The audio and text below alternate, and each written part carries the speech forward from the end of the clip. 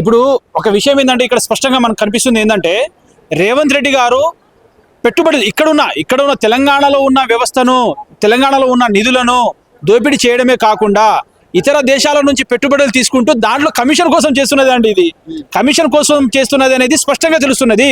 మరి నువ్వు global summit అని అంటున్నావు, మరి దావోస్లో పోయినావు, ప్రభుత్వం ఏర్పడిన మొదట్లోనే నువ్వు దావోస్లో వెళ్ళినావు.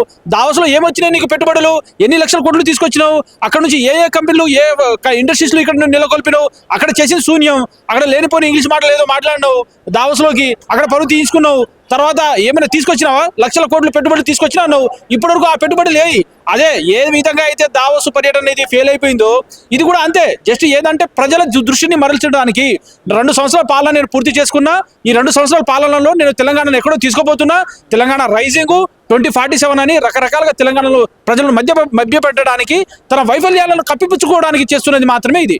ఓకే, ఇప్పుడు సుమారు 243 కోట్లు అయితే మరి పెట్టుబడులు అయితే వచ్చినాయి. ఇంకా పెద్ద సంఖ్యలో కూడా పెద్ద ఎత్తున కూడా విదేశీ పెట్టుబడులు రాకపోతున్నాయి, అగ్రిమెంట్లు జరగబోతున్నాయి అన్నట్లు కూడా ఓపెన్ స్టేట్మెంట్ అన్న. ఇప్పుడు పెట్టుబడులు అంటే దానికి అర్థం ఏంటంటే అక్కడ నుంచి పెట్టుబడులు తీసుకొచ్చిన తర్వాత ఇక్కడ ఇండస్ట్రీస్ ఎస్టాబ్లిష్ అయిపోయిన తర్వాత వచ్చిన ఉద్యోగాల సంఖ్య, పెరిగిన ఉద్యోగాల సంఖ్య, ఎంతమందిని మనకు ఉపాధి కల్పించినాం, దానివల్ల రాష్ట్ర జీడిపి ఎంత పెరిగింది, తలసరి ఆదాయం పర్ క్యాపిటల్ ఇన్కమ్ ఎంత పెరిగింది అనేది అదే దాన్ని విజయం అంటారు.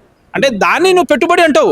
అంతేలే కానీ పేపర్కి పరిమితం చేసుకొని ఏదో షోటప్ చేసుకొని ప్రభుత్వ ఖజానాను 100,000 కోట్లు ఖర్చు పెట్టుకొని ఆ ఖర్చులు అది కూడా ఆ టెండర్లు కూడా అనుకూలించిన వాళ్ళకి, తెలిసిన వాళ్ళకి టెండర్లు ఇచ్చుకుంటూ ప్రజాధనాన్ని దుర్వినియోగం చేసుకుంటూ నువ్వు పెట్టుబడులు అంటున్నావు.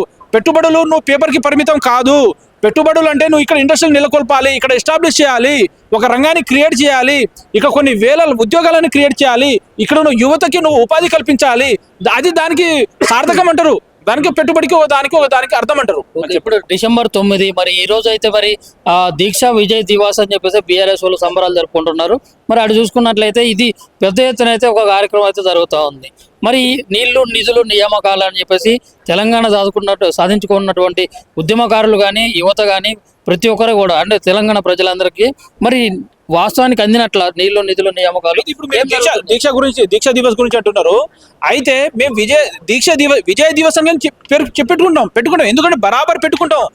దీక్ష విజయ్ దివస్ అని పెట్టుకుంటాం. రీజన్ ఏంటంటే ఆనాడు December 9 ప్రకటన నాడు ఆనాడు కేసీఆర్ గారి ఆత్మ బలిదానం కోసము, ఆమరణ నిరాహార దీక్ష కోసము బయలుదేరినాడు. దానికి భయపడ్డ ఆ కేంద్రంలో ఉన్న కాంగ్రెస్ ప్రభుత్వం గద్దెనెక్కి ప్రకటన చేసింది. అక్కడ నుంచే కదా మేము తెలంగాణ ప్రత్యేక రాష్ట్ర ప్రక్రియను మేము ప్రారంభిస్తున్నామని చిదంబరం గారు ప్రకటించారు. కాబట్టి అది ఆ ప్రకటన ఎవరి ద్వారా వచ్చిందండి?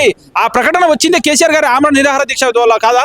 కాబట్టి ఆమరణ నిరాహార దీక్ష వల్ల కేసీఆర్ గారి వల్ల వచ్చింది. కాబట్టి దాన్ని ఇప్పటికి కాదు, రాబోయే తరాలు కొన్ని వందల సంవత్సరాల వరకు అయినా తెలంగాణ రాష్ట్రం, ఈ భారతదేశము, ఈ తెలంగాణ రాష్ట్రము భూమి మీద ఎన్ని యుగాలుగా ఎన్ని నాళ్ళు ఉంటాయో, ఎన్ని ఏళ్ల పాటు ఉంటాయో అన్నేళ్ళు మేము ఈ December 9ని మేము దీక్ష విజయ్ దివస్గా జరుపుకునే ఉంటాం. అయితే ఇదే రోజు బయట మాట్లాడుతున్నటువంటి విషయం ఏంటంటే మామూలుగా తెలంగాణ తెచ్చింది మేము అంటే తెలంగాణ ఇచ్చింది మేము అన్నట్లయితే ఇప్పుడు యూత్లో అయితే కొంచెం ఇది ఆలోచన. అవునండి. ఇప్పుడు చరిత్రను పరిశీలించాలండి. ఇప్పుడు తెలంగాణ ఇచ్చింది మేము అని అంటున్న కాంగ్రెస్ పార్టీ 1969లో ఎక్కడ పోయిందండి? 1969 అది తెలంగాణ ఉద్యమం కాదా?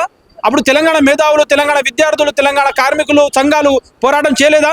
మా తెలంగాణకు అన్యాయం జరుగుతుంది, మా ప్రత్యేక రాష్ట్రం కావాలి, మా ప్రాంతానికి అన్యాయం జరుగుతుందని ఆ రోజు 1969 నాడు అక్కడ ఉన్నది కూడా కాంగ్రెస్ ప్రభుత్వమే కదా, అక్కడ ఉన్నది కూడా ఇందిరాగాంధీ ప్రభుత్వమే కదా. మరి ఆ రోజు మీ ఇందిరాగాంధీ ఎందుకు తెలంగాణ ప్రత్యేక రాష్ట్రాన్ని ఇవ్వలేదు?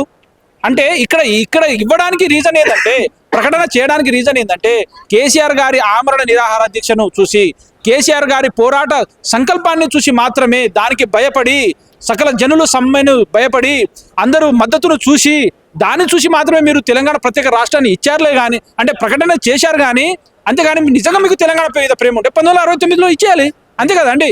1969లో తెలంగాణ రాష్ట్రాన్ని ఇందిరాగాంధీ గారు ప్రకటించి ఉంటే కేసీఆర్ గారు లాంటి మహానాయకుడు ఈ విధంగా పోరాటం చేయాల్సిన అవసరం ఉండకపోయేది కదా.